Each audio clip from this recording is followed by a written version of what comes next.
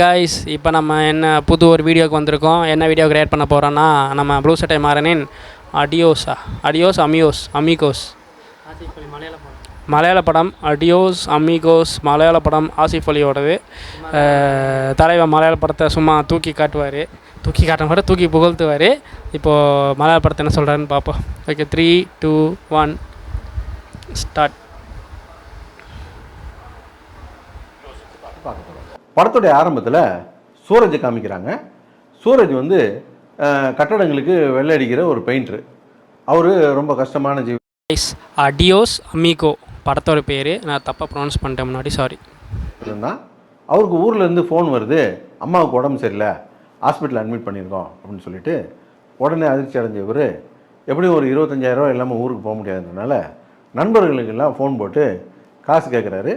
ஒவ்வொருத்தரும் ஒவ்வொரு விதமாக பணம் இல்லைன்றதை மறுத்து சொல்கிறாங்க. ஒரு நண்பர் மட்டும் பணம் 25,000 வாங்கி தரேன், ஆனால் 10% வட்டி ஆகும், பரவாயில்லையா அப்படின்றாரு. பரவாயில்ல அப்படின்னு சொல்கிறாரு இவர். அப்படின்னா நீ ஒரு செக் லீஃப் எடுத்துக்கிட்டு நாளைக்கு பஸ் ஸ்டாண்டுக்கு வந்துடு, நான் அங்கே கொண்டாந்து தர்றேன் அப்படின்னு சொல்கிறாரு. இவர் போய் பஸ் ஸ்டாண்டில் நிற்கிறாரு. அங்கே அவர் வர்றதுக்கு லேட் ஆகுது. இவருக்கு ஒரு சந்தேகம் வருது, அவன் பணம் தருவானோ தரமாட்டானோன்ற சந்தேகத்திலே நின்றுக்கிட்டு இருக்காரு.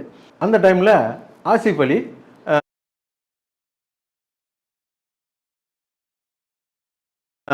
நல்லா சரக்கு போட்டு பஸ் ஸ்டாண்டுக்குள்ளே வர்றாரு.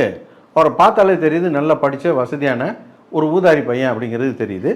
அவர் பஸ் ஸ்டாண்டுக்குள்ளே வந்துட்டு அவர் பர்ஸில் கொஞ்சம் காசு வச்சுருக்காரு, பைக்குள்ளே கொஞ்சம் காசு வச்சுருக்காரு. எல்லாம் பார்க்குறவங்களுக்கெல்லாம் கொஞ்சம் காசை கொடுக்குறாரு.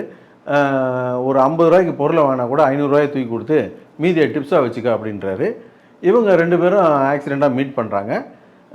இவருக்கு வந்து பணம் வருமோ வராதோ அப்படிங்கிற ஒரு சந்தேகத்தில் வெயிட் பண்ணிக்கிட்டு இருந்தவர், அவர் வந்து நண்பா நான் ஒரு இடத்துக்கு போகிறேன், என் கூட வர முடியுமா அப்படின்னு கூப்பிட்றாரு.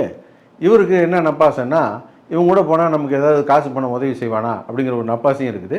அதனால சரி நானும் வர்றேன் அப்படின்னு சொல்லிட்டு கூட போகிறாரு.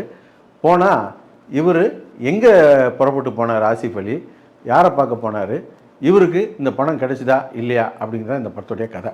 படத்துடைய ஆரம்பத்தெல்லாம் பார்த்துட்டு என்னடா ஒன்றும் இல்லாத கதையை தூக்கிட்டு வந்துட்டாங்க, சேட்டன்கிட்ட வகையாக மாட்டிக்கிட்டோம் போலுக்கு நம்ம அப்படின்னு நினைக்க தோணுச்சு.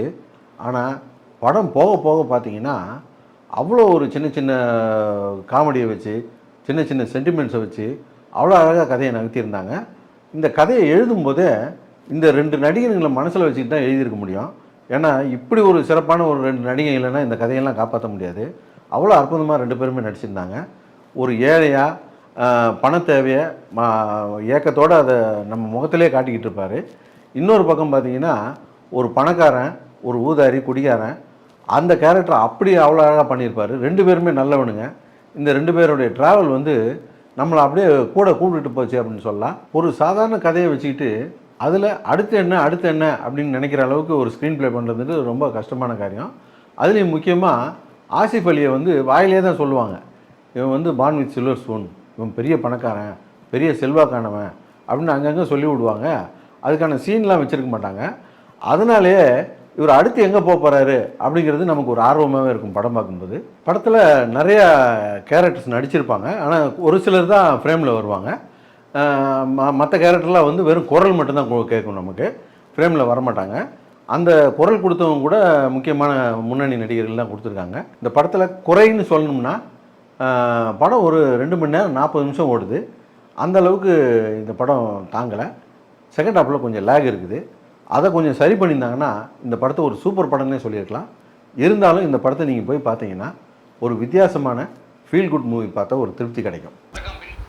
காய்ஸ் வழக்கம் போல் சேட்டானை தூக்கிட்டார், அவர் தூக்கி காமிச்சிட்டாப்பில்.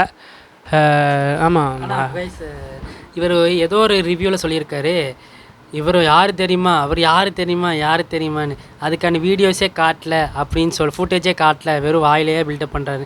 இதில் என்ன சொல்கிறாருன்னா, ஃபுட்டேஜே காட்டல, அவர் சில்வர் ஸ்பூன்னு சொல்கிறாங்க. அப்போது அந்த சீன் அடுத்தது எப்படி வரும் அப்படின்னு எதிர்பார்க்கவும் சொல்கிறாரு. இப்படின்னு சொல்கிறாரு, அவர் அப்படின்னு சொல்கிறாரு. அப்படி அந்த கட்சிக்கு ஒரு குத்து, இந்த கட்சிக்கு ஒரு குத்து, அந்த மாதிரி சண்டை. ஆனால் எப்பொழுதுமே ஒரு மலையாளத்துக்கு இவருக்கு ஒரு க்ரீன் சிக்னல் ஒரு சைடு இருக்குது இவருக்கு. அதை நான் நிறைய வாட்டி நோட் பண்ணியிருக்கேன். ஸோ கைஸ், இதே மாதிரி இனிமேல் நிறைய மாதிரி வீடியோஸ் பார்க்கணுன்னு நினைக்கிறீங்க, நம்ம சேனல் சப்ஸ்கிரைப் பண்ணிக்கோங்க. பாய்.